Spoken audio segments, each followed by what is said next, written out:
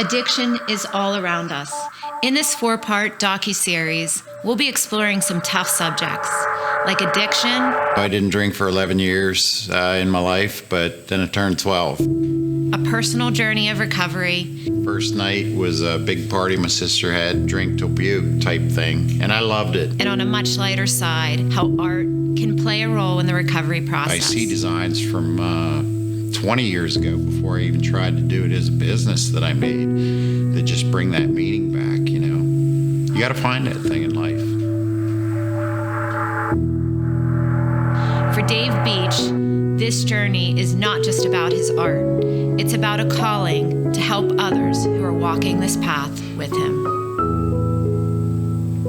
When you can turn those things around and see the good in life, and you don't have to embrace the negativity or the stress, the pressure, if you actually can get down to the root of who you are and see that and not cover it up with all this stuff that we've created in this society, if you just, you know, allow yourself to be yourself, it's a beautiful thing. Welcome to Art for Recovery.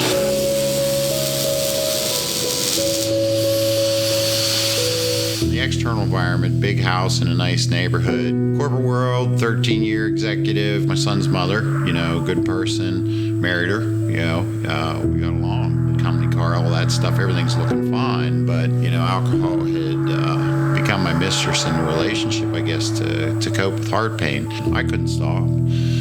I was in such a spiral that I was forcing myself to not drink for days on end and just going through mental mania and fear. I end up getting fired from the corporate job. I end up in a divorce. Wrecked company car under the influence of alcohol, had it taken away. A couple months later, total my own car and get a DUI. Some obvious flags coming up here. And I'm not understanding it because alcohol and I always were like together in what I considered the better times of my life. It's hard to understand unless you lived it. It's hard to describe to somebody that's not an alcoholic what it's like to try and leave it. So I went back to my father's garage and machine shop. But 4 months in, my father was diagnosed with cancer. He'd had an accident. We didn't know what was going on, but he was dead within 8 months. And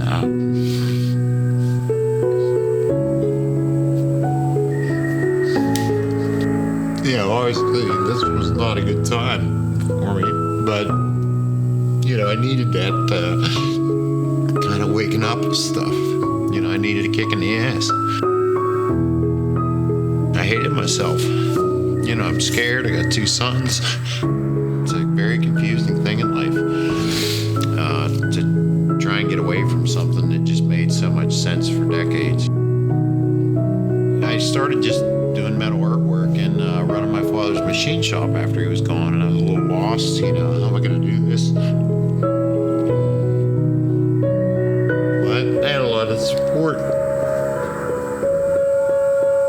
And there were just some people that came to my side that understand addiction. And they understand alcoholism, and they were loving me when I couldn't love myself.